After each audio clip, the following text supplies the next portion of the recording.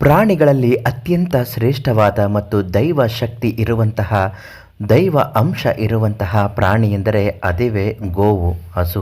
ಗೋವುಗಳಿಗೆ ನಾವು ಮಾಡುವ ಸೇವೆಯಿಂದ ಸಾಕ್ಷಾತ್ ಭಗವಾನ್ ವಿಷ್ಣುವಿನ ಅನುಗ್ರಹ ನಮ್ಮದಾಗುತ್ತದೆ. ಯಾಕೆಂದರೆ ಗೋವು ಅಂದರೆ ಲಕ್ಷ್ಮಿಯ ಸ್ವರೂಪ. ಲಕ್ಷ್ಮೀ ದೇವಿಯು ಗೋವಿನ ಬಾಲದಲ್ಲಿ ಇರುತ್ತಾರೆ. ಆದ್ದರಿಂದ ಎಲ್ಲರೂ ಬಾಲವನ್ನು ಮುಟ್ಟಿ ನಮಸ್ಕರಿಸಿಕೊಳ್ಳುತ್ತಾರೆ. ಹೀಗೆ ಮಾಡುವುದು ತುಂಬ ಶ್ರೇಷ್ಠವಾದದ್ದು.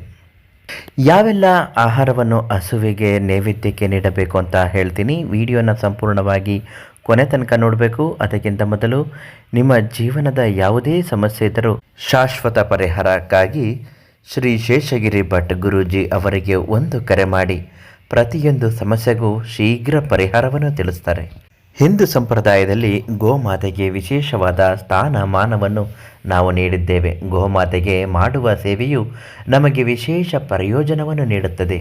ಶಾಸ್ತ್ರದಲ್ಲೂ ಇದನ್ನೇ ಹೇಳಲಾಗಿದೆ. ಶಾಸ್ತ್ರದ ಪ್ರಕಾರ ನಾವು ಮುಂಜಾನೆ ಎದ್ದ ತಕ್ಷಣ ಸ್ನಾನ ಮಾಡಿ ದೇವರ ಪೂಜೆಯನ್ನು ಮಾಡಿ ಗೋಮಾತೆಗೆ ಅಂದರೆ ಹಸುಗಳಿಗೆ ರೊಟ್ಟಿಯನ್ನು ತಿನ್ನಲು ನೀಡಬೇಕು. ಗೋಮಾತೆಯ ಸೇವೆಯನ್ನು ಮಾಡುವುದರಿಂದ ಲಕ್ಷ್ಮೀ ದೇವಿಯು ನಮ್ಮ ಮೇಲೆ ಆಕೆಯ ಆಶೀರ್ವಾದದ ಮಳೆಯನ್ನೇ ಸುರಿಸುತ್ತಾಳೆ. ಒಂದು ಬಾರಿ ಆಶೀರ್ವಾದ ನಮ್ಮ ಮೇಲೆ ಲಕ್ಷ್ಮೀ ದೇವಿಯಿಂದ ಆಗಿದ್ದೇ ಆದಲ್ಲಿ ಯಾವುದೇ ರೀತಿಯಾದಂತಹ ಸಮಸ್ಯೆಗಳು ನಮ್ಮ ಜೀವನದಲ್ಲಿ ಬರುವುದಿಲ್ಲ. ಅದರಲ್ಲೂ ಹಣಕಾಸಿಗೆ ಸಂಬಂಧಪಟ್ಟ ಸಮಸ್ಯೆಗಳಲ್ಲಿ ಶೀಘ್ರವಾಗಿ ಸಮಸ್ಯೆಗಳನ್ನು ಪರಿಹಾರ ಕಂಡು ಮನೆಯಲ್ಲಿ ದುಡ್ಡಿನ ವಾತಾವರಣಗಳು ಹೆಚ್ಚುತ್ತದೆ.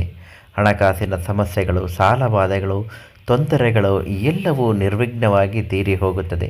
ವಿಶೇಷವಾದ ಶಕ್ತಿ ಗೋಮಾತೆಯಲ್ಲಿ ಇರುವುದರಿಂದ 300 ಮುಕ್ಕೋಟಿ ದೇವತೆಗಳ ವಾಸಸ್ಥಾನವೂ ಅದಾಗಿರುವುದರಿಂದ ಬಾಲವನ್ನು ಮುಟ್ಟಿ ನಮಸ್ಕಾರ ಮಾಡಿಕೊಂಡು ಬನ್ನಿ.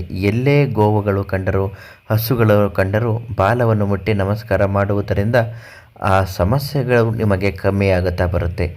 ಜೀವನದಲ್ಲಿ ಏಳಿಗೆ ಆಗುವುದರ ಜೊತೆಗೆ ಯಾವುದೇ ರೀತಿಯಾದಂತಹ ತೊಂದರೆಗಳಿಂದಲೂ ಕೂಡ ಮುಕ್ತಿ ಸಿಗುತ್ತದೆ. ನೀವು ಹಸುವಿಗೆ ರೊಟ್ಟಿಯನ್ನು ನೈವೇದ್ಯಕ್ಕೆ ಕೊಟ್ಟು ಅದರ ತಲೆ ಮೇಲೆ ಒಂದು ಬಾರಿ ಕೈ ಆಡಿಸಿ ತವರು ಬರಬೇಕು. ಈ ರೀತಿ ಮಾಡುವುದರಿಂದ ಮನೆಯಲ್ಲಿ ಶುಭ ಕಾರ್ಯಗಳು ನೆರವೇರುತ್ತದೆ.